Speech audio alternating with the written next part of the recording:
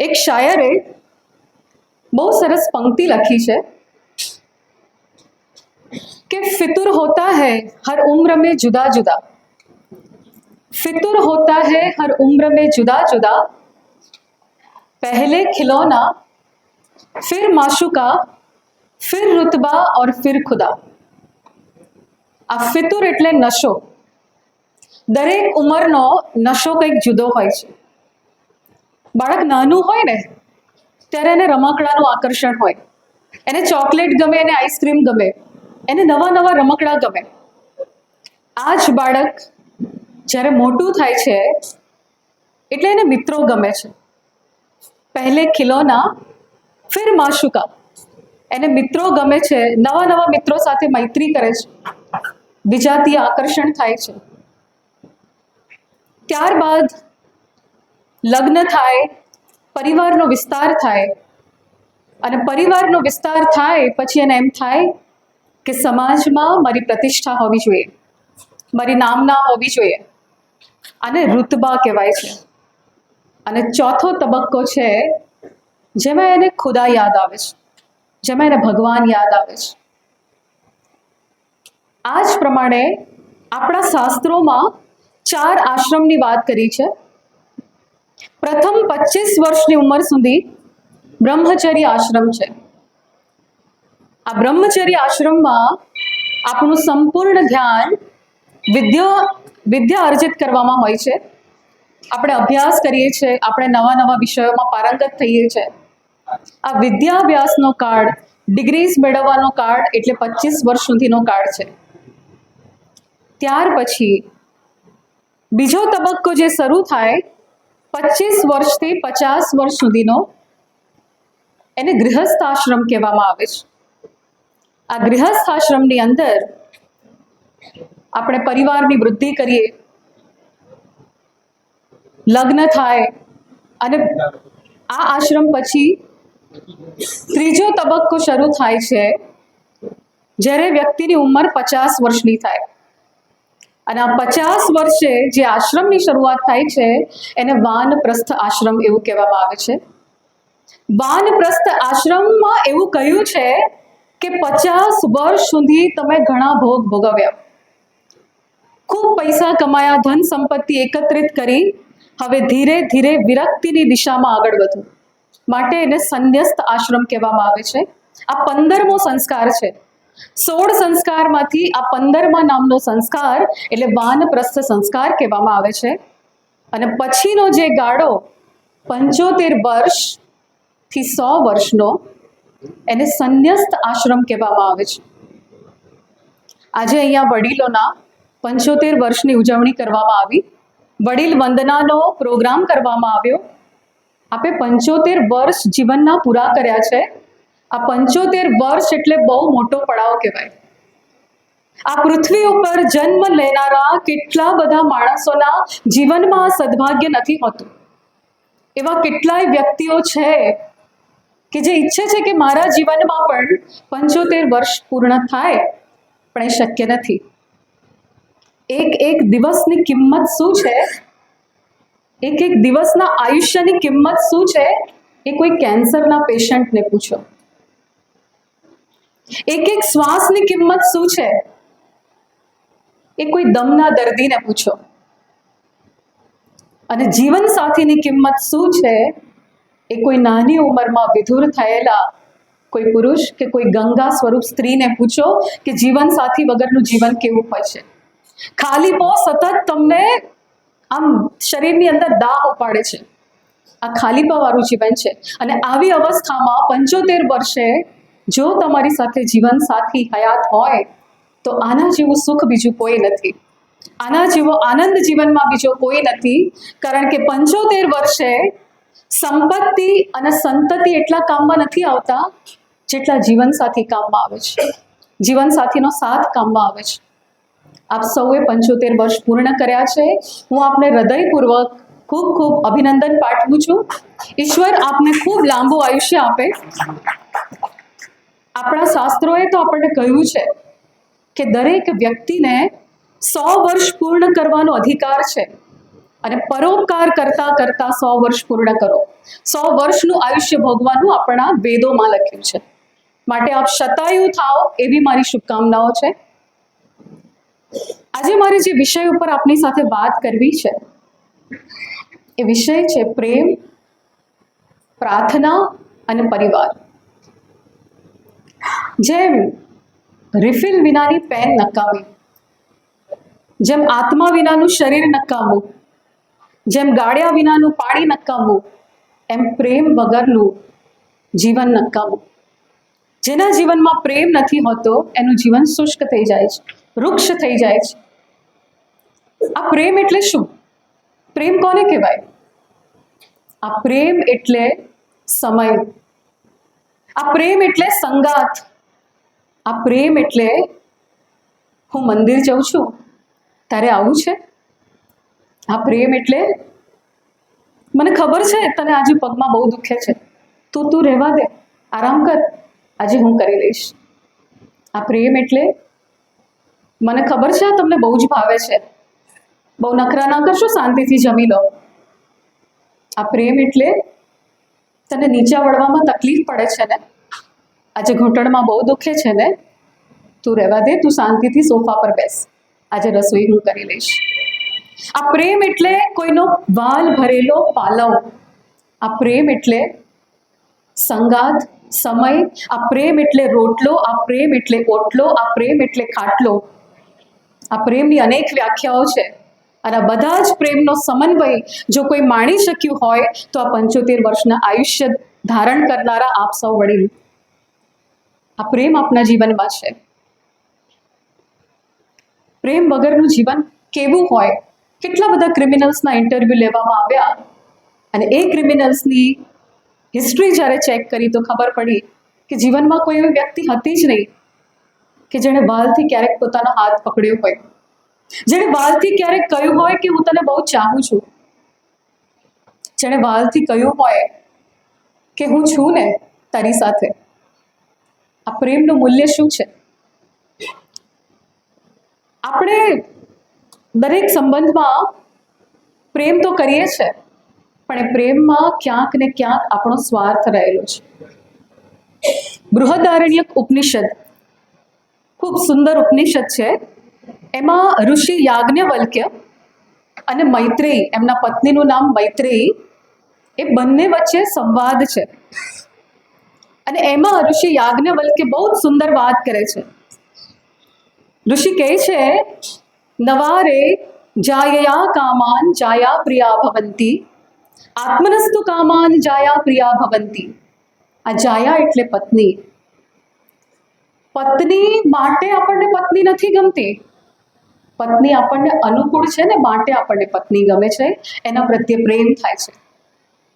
લગ્ન કરીને કોઈ સ્ત્રી ઘરમાં આવે, એના રસોઈ કરે, ના ઘરના વડીલોનું ધ્યાન રાખે, ના જોબ કરે, કશું જ ના કરે અને માત્ર સોફામાં બેસી રહે, તો એવી પત્ની માટે કોઈ પતિને પ્રેમ નથી થતો. પત્ની અનુકૂળ છે માટે પતિને પત્ની પ્રત્યે પ્રેમ થાય છે. કેમ? કારણ કે દરેકની અંદર આપણે આપણો આનંદ શોધીએ છીએ. નવારે જાયયા કામાન જાયા પ્રિયા ભવંતી, આત્મનસ્તુ કામાન જાયા પ્રિયા ભવંતી. અને આગળ ઋષિ કહે છે, નવારે પત્યુ કામાય પતિ પ્રિયો ભવંતી, આત્મનસ્તુ કામાન પતિ પ્રિયો ભવંતી. પતિ માટે આપણે પતિને પ્રેમ નથી કરતા. પતિ આપણી ખુશી પૂરી કરે છે માટે આપણને પતિ ગમે છે. જે પતિ આપણને નવા નવા ઘરેણાં લાવી આપે, આપણને ફરવા લઈ જાય, આપણો પડ્યો બોલ ઝીલે, આપણે જે ઈચ્છીએ તે બધું જ કરે, એવા પતિ પ્રત્યે સૌથી વધારે પ્રેમ થતો હોય છે. કેમ? કારણ કે એમાં આપણને આનંદ મળે છે. આ દરેક પ્રેમમાં આપણો આનંદ છુપાયેલો હોય છે. માટે ઋષિકાર કહે છે કે નવારે પત્યુ કામાય પતિ પ્રિયો ભવંતી, આત્મનસ્તુ કામાય પતિ પ્રિયો ભવંતી. નવારે પુત્રઃ કામાન પુત્રા પ્રિયા ભવંતી, આત્મનસ્તુ કામાન પુત્રા પ્રિયા ભવંતી. ખૂબ સુંદર આગળ બંને વચ્ચે સંવાદ ચાલે છે. એ સંવાદનો ભાવાર્થ છે કે દુનિયાવી પ્રેમમાં, સાંસારિક પ્રેમમાં ક્યાંક ને ક્યાંક સ્વાર્થનું તત્વ જોડાયેલું છે અને માટે જ બધા એકબીજાને ચાહે છે. તો નિસ્વાર્થ પ્રેમ કોને કહેવાય? આ વિશ્વમાં, આ દુનિયામાં નિસ્વાર્થ પ્રેમ એક ઈશ્વર આપણી સાથે કરે છે અને ઈશ્વરના અંશ સમાન માં આપણને નિસ્વાર્થ ભાવે પ્રેમ કરે છે. ઘણા બધા અપવાદ હશે સમાજની અંદર, હું અપવાદની વાત નથી કરતી, પણ એક માં જે રીતે એના બાળકને પ્રેમ કરે છે એ નિસ્વાર્થ ભાવે કરે છે. એક માની આંગળીઓમાં થર્મોમીટર હોય છે. દીકરાને અડીને કહી દે છે કે બેટા આજે તને 102 ડિગ્રી તાવ છે, તને 103 ડિગ્રી તાવ છે. માં માત્ર એના બાળકને જોઈને કહી દે છે કે આજે એને કંઈક તકલીફ છે, કંઈક પ્રોબ્લેમ છે, એનું સ્વાસ્થ્ય સારું નથી કે એની મનસ્થિતિ સારી નથી. આ માં છે. એક બાળક, 7-8 વર્ષનો બાળક હોસ્પિટલમાં ગયો. હોસ્પિટલમાં એક કાચની બરણી હતી અને કાચની બરણીમાં કંઈક ભરેલું હતું. આ 7-8 વર્ષનો બાળક એ કાચની બરણીને સતત જોયા કરે. અડધો કલાકથી ઊભો પેલી બરણીને જુએ. એટલે એક ડોક્ટર ત્યાંથી પસાર થયા અને ડોક્ટરે જોયું કે આ બાળક કાચની બરણીને શું કામ જુએ છે, એમાં તો વળી શું છે. એટલે એણે બાળકને પૂછ્યું કે બેટા આ બરણીને ક્યારનો ઊભો જોયા કરે છે, શું છે એમાં? એ વખતે પેલો બાળક બોલ્યો, બહુ ધ્યાનથી સાંભળજો. એ બાળકે કહ્યું, ડોક્ટર સાહેબ, એ બરણી છે ને એમાં મારી મમ્મીનું હૃદય મૂક્યું છે. હું બહુ નાનો હતો ને ત્યારે મારી માં ગુજરી ગઈ હતી અને ડોક્ટરોએ અભ્યાસ કરવા માટે મારી મમ્મીનું હૃદય આ બરણીમાં મૂક્યું છે. આજે મારો જન્મદિવસ છે અને મારી માને મળવા માટે આવ્યું છું. આ માનો પ્રેમ છે. માં વગરનું જીવન તમે જોયું, શુષ્ક જીવન હોય છે. એને કોઈ ગમતું હોય ને કે આજે બહુ જ ખાવાનું મન થયું છે, પણ મમ્મી શીરો બનાવીને ખવડાવો એવું કોને કહેશે? ક્યાં હોય છે? જ્યાં સુધી એ આપણા જીવનમાંથી જતી નથી ને ત્યાં સુધી આપણે એની કદર નથી કરતા. આ માના પ્રેમને ઈશ્વરના પ્રેમની સાથે તુલના કરવામાં આવી છે. આ માનો પ્રેમ છે.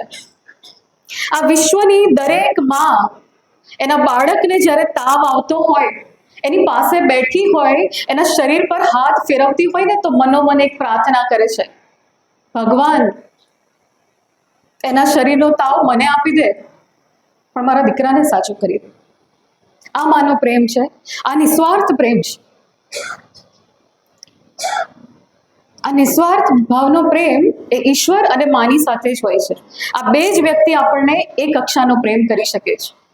સ્વામી વિવેકાનંદ તો કહી ગયા કે જો તમારે ઈશ્વરની નજીક પહોંચવું હોય તો નિસ્વાર્થી બનો.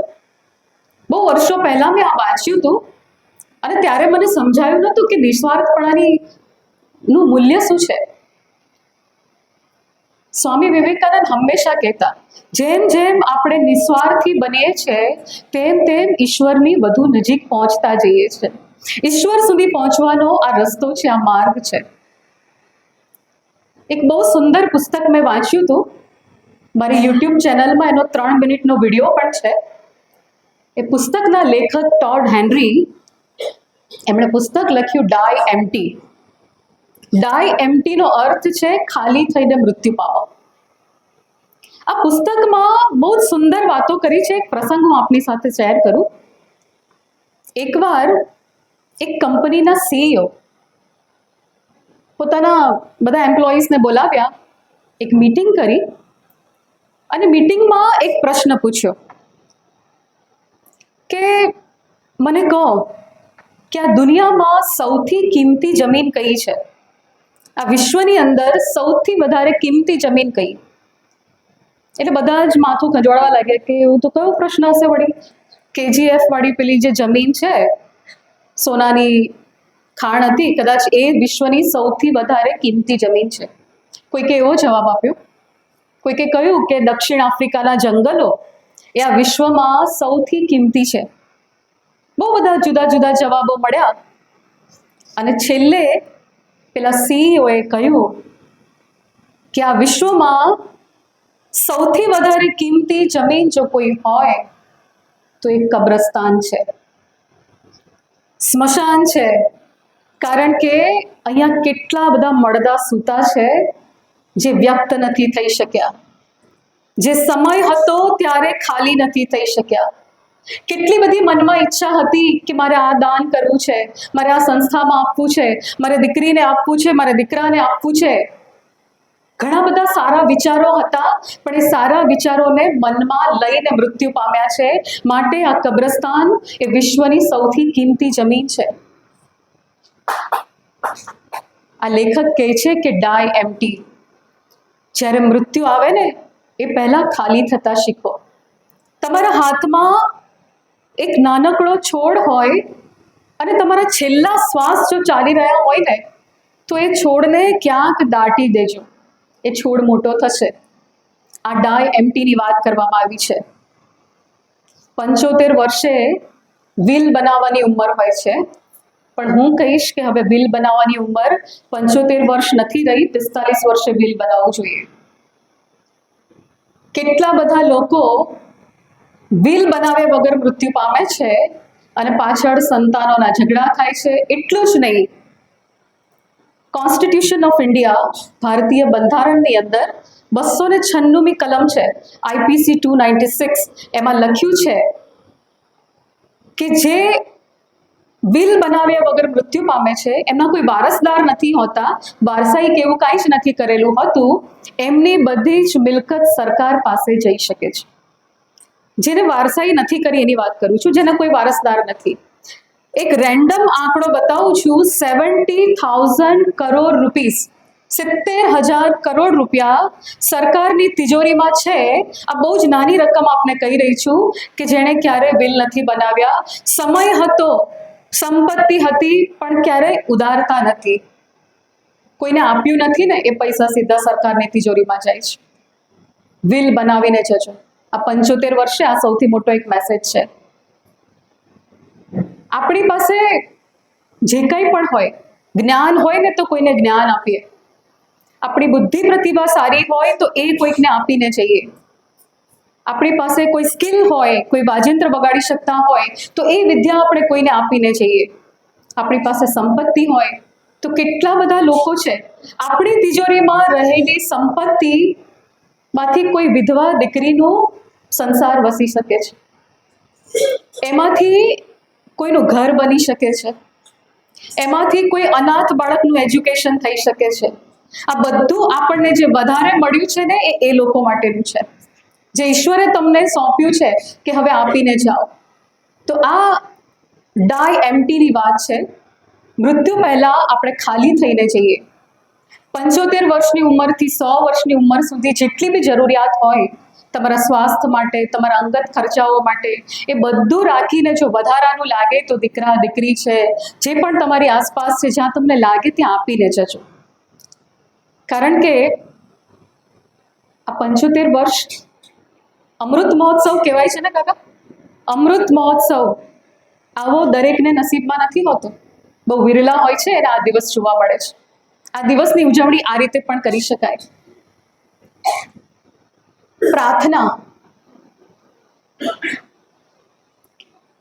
પ્રાર્થનાની વાત કરું એ પહેલા નિસ્વાર્થ પ્રેમની એક વાત મને યાદ આવે. બ્રાઝિલની અંદર એક ટાપુ છે. એ ટાપુ ઉપર એક માછીમાર, એનું નામ જોઆઓ ડિસુઝા.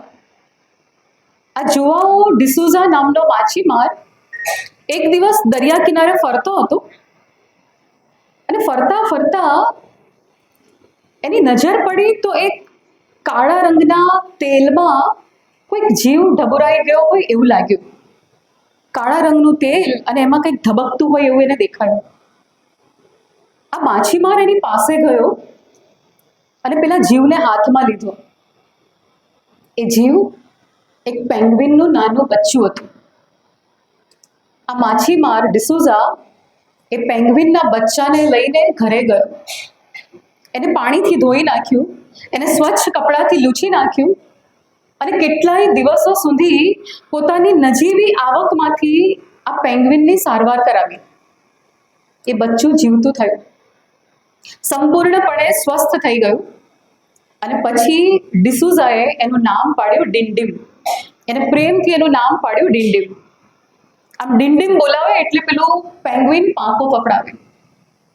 કેટલાય દિવસો સુધી ડિંડિમ એની સાથે રહ્યું. એકવાર ડિસુઝાએ એને પૂછ્યું, ડિંડિમ, તને તારા મમ્મી પપ્પાની યાદ આવતી હશે ને? તું તો કેટલાય વખતથી મારી પાસે છે.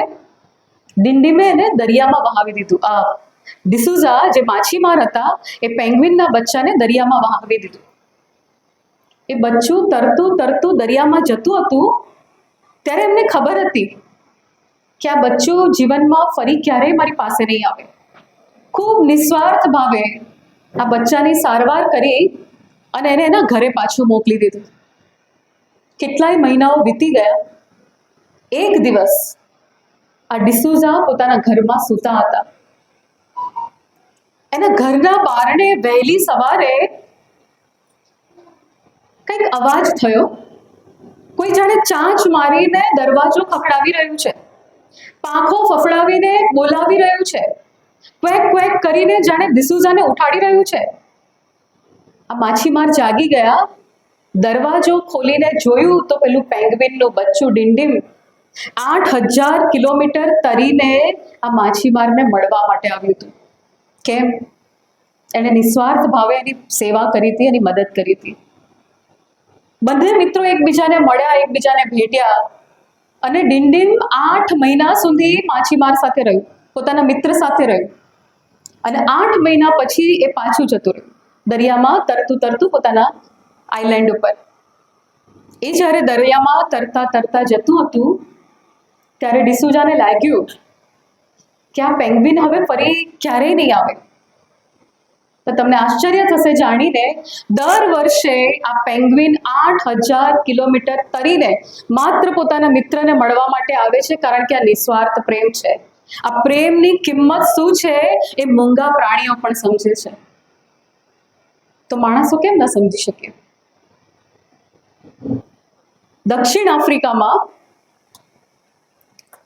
એક લોરેન્સ એન્થની કરીને એક ભાઈ જે જંગલોમાં જે હાથીઓનો શિકાર થતો એ બધા હાથીઓને રેસ્ક્યુ કરે, એની સારવાર કરે અને એને સાજા કરીને પાછા જંગલમાં મૂકી આવે. આ લોરેન્સ એન્થની ખૂબ સારવાર કરી, હજારો હાથીઓને એમણે જીવતા કર્યા, બચાવ્યા, એમની સારવાર કરાવી અને 2012ની સાલમાં લોરેન્સ એન્થની મૃત્યુ પામ્યા. લોરેન્સ એન્થની જ્યારે મૃત્યુ પામ્યા, એમનો મૃતદેહ એમના ઘરની બહાર હતો. એ વખતે 12 કલાક સુધી ચાલીને હાથીઓના ઝુંડના ઝુંડ એ પોતાના મિત્રને મળવા માટે આવ્યા, મૌન શ્રદ્ધાંજલિ આપવા માટે આવ્યા. આખી રાત જંગલમાંથી કોઈએ વોટ્સઅપ નહોતું કર્યું હાથીઓને કે લોરેન્સ એન્થની ગુજરી ગયા છે. કોઈએ ફોન કરીને નહોતું કહ્યું, કોઈએ મેસેજ નહોતો આપ્યો. તેમ છતાં આ લાગણીની ભાષા હતી જે મૂંગા પશુઓ સમજે છે. 12 કલાક ચાલીને આવ્યા અને લોરેન્સ એન્થનીની આજુબાજુ ઊભા રહ્યા, એને મૌન શ્રદ્ધાંજલિ આપી કે આ વ્યક્તિએ અમારો જીવ બચાવ્યો હતો. આ પ્રેમ છે, આ નિસ્વાર્થ પ્રેમ છે. બીજું છે પ્રાર્થના. પ્રાર્થના એ ઈશ્વર સાથેનો સીધો સંવાદ છે, જ્યાં વચ્ચે કોઈ મીડિયેટર નથી આવતું. ભગવાને ભગવદ્ ગીતામાં કહ્યું છે, અનન્યાસ ચિંતયંતો મામ યે જના પર્યુપાસતે તેષામ નિત્યાભિયુક્તાનામ યોગક્ષેમમ વહામ્યહમ. જે ભક્ત અનન્ય ભાવથી મારું ચિંતન કરે છે એના યોગક્ષેમની જવાબદારી હું લઉં છું. આવું ભગવાને વચન આપ્યું છે. પણ એના માટે એ કક્ષાનું સમર્પણ જોઈએ, તો ભગવાન આપણું યોગક્ષેમ પૂરું કરે છે. આપણા નરસિંહ મહેતા શું હતું એમની પાસે? એમની તો બધી જ હુંડી ભગવાને સ્વીકારી છે. નરસિંહ મહેતા તો કહેતા હતા ને કે ગરથ મારું ગોપી ચંદન નિવડી તુલસી હેમનો હાર, સાચું નાણું મારો સાંભળો કે મારે દોલતમાં જાજ પખાજ રે શામળા ગિરધારી, મારી હુંડી સામળિયાને હાથ રે શામળા ગિરધારી. આપણે બધાએ સાંભળ્યું છે આ તો. હુંડી એટલે અપીલ કરે છે ભગવાનને કે મારી પાસે કશું નથી ભગવાન, મારી પાસે તો આ તુલસીનો હાર, એ જ મારો સોનાનો હાર. મારી પાસે તો જાજ અને પખાજ, બીજું કાંઈ નથી. મારી હુંડી સામળિયાને હાથ. આપણી હુંડી કેવી હોય છે? આપણી હુંડીમાં સોનાનો ભાવ જરાક ઓછો થઈ જાય, 4 બંગડી બીજી કરાવો, ચાંદીનો ભાવ જરાક નીચે આવે ને તો 2-4 જોડી ઝાંઝર કરાવું, આ જીએસટી ના રેટ થોડા ઓછા થઈ જાય તો ઘરમાં કંઈક વસાવું. આપણી બધી હુંડી આવી હોય છે. ભગવાન આ હુંડી પણ સ્વીકારે છે, પણ એના માટે એ સમર્પણ વૃત્તિ જોઈએ, એ ભાવ જોઈએ. હમણાં એક જમાઈ સસરાને મળવા ગયા, ખૂબ ગુસ્સામાં. જમાઈ એટલા બધા ગુસ્સામાં સસરાને મળીને કહે, આ તમારી છોકરી રોજ મારી સાથે કારણ વગર ઝઘડા કરે છે. આ જ્યારથી લગ્ન કર્યા છે ને ત્યારથી હું તો થાકી ગયો છું, કંટાળી ગયો છું. ખૂબ એણે પોતાના બળાપા કાઢ્યા અને પછી સસરાએ પ્રેમથી ખભા ઉપર હાથ મૂક્યો અને કહ્યું, બેટા કુમાર, આ તારી પાસે છે ને તો કટપીસ છે, એનો આખો તાકો મારી પાસે છે. એ તાકાને હું કેટલાય વર્ષોથી નિભાવું છું ભાઈ. એક ભાઈ કે હું નાનો હતો ને તો બહુ નટખટ, બહુ જ નટખટ, પણ મારા લગ્ન થયા ને ત્યારથી મારા બધા નટ ઢીલા થઈ ગયા અને હવે બસ ખટખટ થાય છે. લગ્ન થાય ને પછી લગભગ બહેનો એકવાર આ ડાયલોગ તો બોલે જ આખા જીવનમાં. મારા માટે તો બહુ દૂર દૂરથી માગા આવતા હતા, બહુ દૂર દૂરથી માગા આવતા હતા, આ તો તમે ભટકાયા. એટલે પેલા ભાઈ કે દૂર દૂરથી જ માગા આવે ને, નજીક વાળા તો તને ઓળખતા હોય. તમે કેવા છો એ નજીકના લોકો ઓળખે છે. આપણા બધા જ સંબંધોમાં જો આપણે સ્વીકાર ભાવ લાવીએ ને તો સંઘર્ષ બહુ જ ઓછો થઈ જાય છે. સંઘર્ષ ત્યાં થાય છે જ્યાં આપણે બીજાને સુધારવાનો પ્રયત્ન કરીએ છીએ. આપણે આપણી ઈચ્છા મુજબ સામેવાળો વ્યવહાર કરે એવી ઈચ્છાઓના કારણે સંઘર્ષ જન્મે છે, પણ સ્વીકાર ભાવનાથી આ સંબંધમાં સ્નિગ્ધતા આવે છે, આ ઘર્ષણો બધા ઓછા થઈ જાય છે. પ્રાર્થના એક એમાં સમર્પણ વૃત્તિ છે. મીરાબાઈના જેવી સમર્પણ વૃત્તિ આ વિશ્વમાં કોઈની નથી. મીરાબાઈ તો કહી ગયા કે આ ચૂડલો બાંધ્યો મારા હરિવરનો, આ સંસારી પતિઓનો ચૂડલો તો ક્યારેક ભાગી જશે, મારા હરિનો ચૂડલો બાંધ્યો છે એ તો અખંડ છે. હું તો પરણી મારા પ્રીતમને બીજાનું મીંઢણ હવે નહીં રે બાંધું. આ મીરાબાઈની સમર્પણ વૃત્તિ હતી, આ મીરાબાઈ હતા અને માટે ઈશ્વરની અંદર સમાહિત થઈ ગયા છે. આ સમર્પણ વૃત્તિ જ્યારે આપણા જીવનમાં આવે છે ત્યારે ઈશ્વરની ખૂબ નજીક આપણે પહોંચીએ છીએ, કારણ કે 75 વર્ષ પછીનો કાળ છે એ સંન્યસ્ત આશ્રમ છે, વિરક્તિનો આશ્રમ છે. ધીરે ધીરે ધીરે મમત્વ છોડતા જવાનું છે.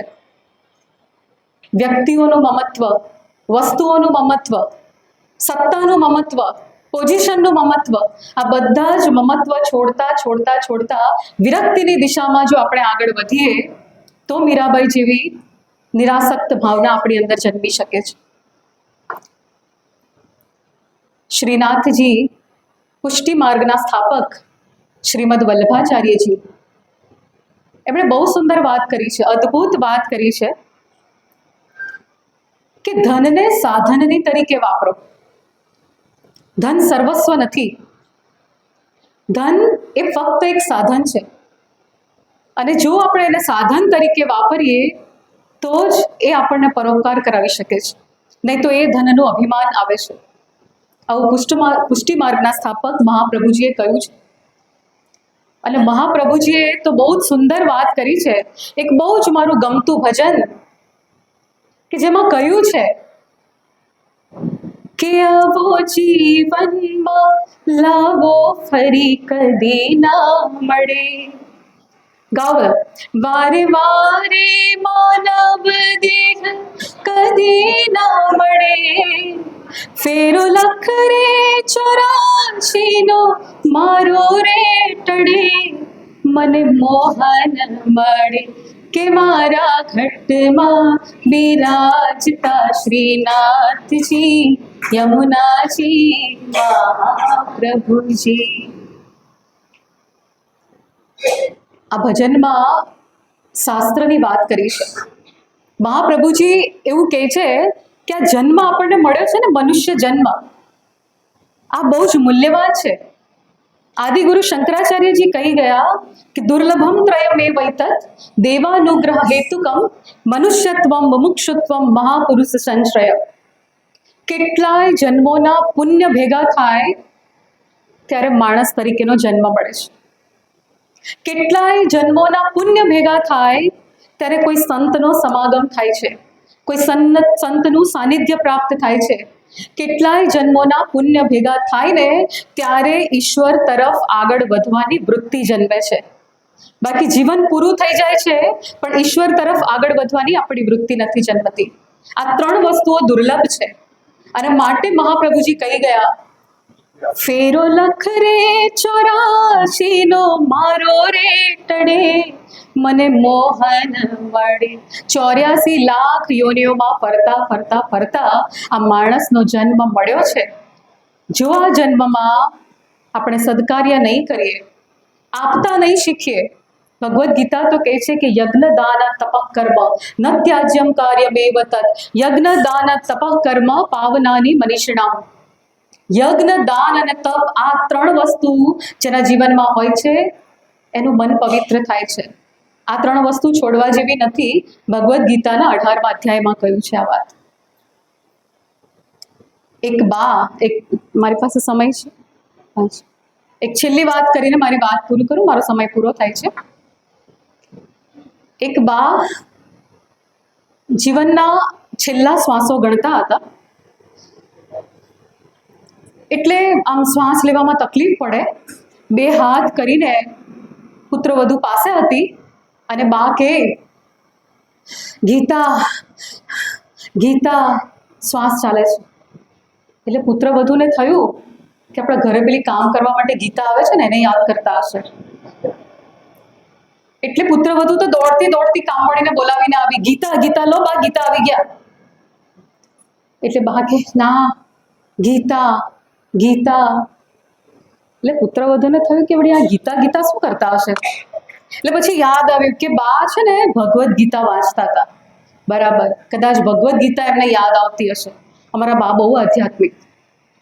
એટલે પુત્રવધુ ગીતાનો પહેલો ભાગ હતો કબાટની અંદરથી લઈને આવી, લો બા ગીતા. એટલે બાએ ગીતા હાથમાં પકડી, ના ગીતા ગીતા. પહેલો ભાગ તો આપ્યો વળી, અચ્છા કદાચ બીજો ભાગ એમને વાંચતા હશે ને, વાંચવાનો રહી ગયો હશે. પુત્રવધુ દોડીને કબાટમાંથી જઈને ગીતાનો બીજો ભાગ લઈને આવી, સાસુમાના હાથમાં મૂક્યો. સાસુ કે ગીતા ગીતા. બીજો ભાગ આપ્યો તોય હજુ ગીતા ગીતા કરે છે. ત્રીજો ભાગ લેવા માટે ગઈ, ત્રીજો ભાગ લઈને આવી, બાના હાથમાં મૂક્યો. બા ગીતા ગીતા કરતા ઢળી પડ્યા, આંખો બંધ થઈ ગઈ. બાનું 12મું થયું, બાનું 13મું થયું, બધી ઉત્તર ક્રિયાઓ પૂરી થઈ. અને પછી એક સંત ઘરે આવ્યા. એટલે પુત્રવધુએ સંતને વાત, આ સંતને અવારનવાર મળવા માટે આ બા જતા.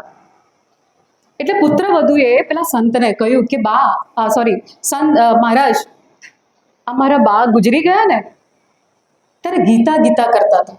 અમારા બા બહુ આધ્યાત્મિક, બહુ ધાર્મિક. એટલે સંત કે બાને તો ઓળખું, બા બધી વાત મને કરતા હતા. એટલે આ વાતમાં મને શંકા છે કે બા બહુ આધ્યાત્મિક હતા. ચોક્કસ કોઈક રહસ્ય છે. મને તું વિસ્તારથી કે બેટા કે શું થયું. એટલે પુત્રવધુએ કહ્યું કે બા ગીતા કરતા હતા, કામવાળી ગીતાની સાથે વાત કરાવી તો કે આ નહીં, ગીતાનો પહેલો ભાગ આપ્યો તો કે આ નહીં, બીજો ભાગ આપ્યો તો કે આ નહીં, ત્રીજો ભાગ આપ્યો તોય ના પડી. ત્યારે સંતે પૂછ્યું ચોથો ભાગ હતો તો કે હા, જા લઈ આવો. પુત્રવધુ ચોથો ભાગ લઈને આવી. સંતે ભગવદ્ ગીતાનો ચોથો ભાગ પુસ્તકનો ખોલીને જોયો તો એમાં 300ની નોટ હતી. બાનો જીવ એ 300ની નોટમાં હતો. દરરોજ ભગવદ્ ગીતા ખોલે એ 300ની નોટ ગણે અને પાછી મૂકી ચોપડી કબાટમાં મૂકી દેતા. આ જીવન જે કરીએ છે ને, અંત ઘડીએ એ જ યાદ આવે છે. 75 વર્ષ પૂરા થયા છે, હજુ માની લો 25 વર્ષ પૂરા બાકી છે. એ 25 વર્ષને કેવી રીતે જીવવા, આવતો જન્મ કેવો જોઈએ છે, એ તમારા કર્મો પર આધારિત છે. આપ સૌને ફરીથી ખૂબ ખૂબ શુભેચ્છાઓ આપું, આપ સૌને વંદન કરું. ઈશ્વર આપને ખૂબ લાંબુ આયુષ્ય આપે, આપ શતાયુ થાઓ એવી અભ્યર્થના સાથે મારી વાણીને વિરામ આપું છું. ખૂબ ખૂબ આભાર. ધન્યવાદ.